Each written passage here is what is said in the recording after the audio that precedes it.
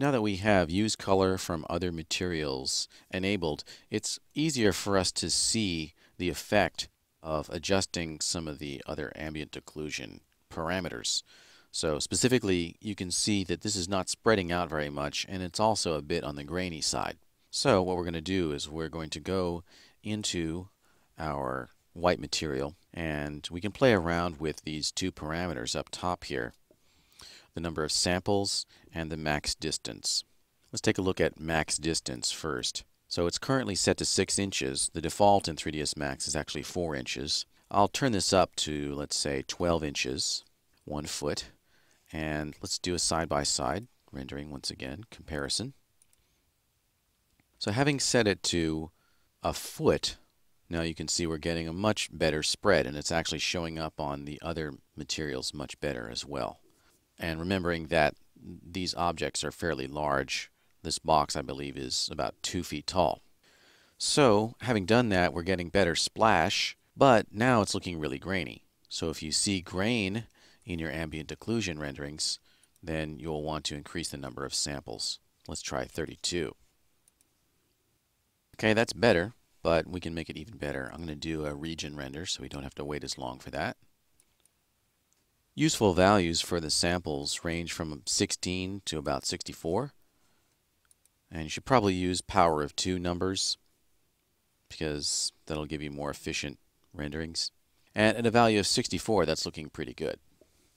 So I could go around to all of my materials and let's say set these all to 12 inches and do a full render once again to see if we're getting much splash on the other parts of the scene. And in fact, we're getting a little bit more obvious bleeding in the colors here. So that's essentially all you need to do. You just maybe turn up the number of samples on these as well. And Mental Ray does all the rest for you. Okay, so that kind of gives you an understanding of how this use color from other materials works. Now, there's no rule that says that you have to do that.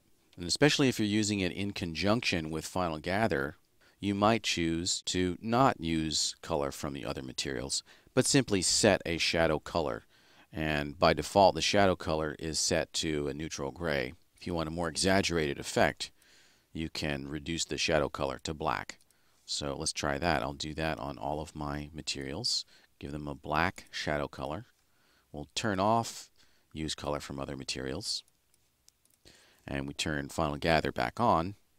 We'll clone this out just to give you an idea of the options you have with ambient occlusion. So having turned Final Gather on, my exposure is too high, so I'm going to just quickly turn that back to what I had before, which was a value of 4.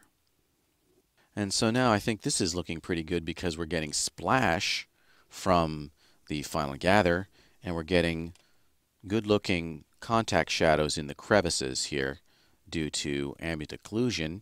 I've increased the ambient occlusion distance to 12 inches, and I've increased the sampling, and I'm pretty happy with this rendering.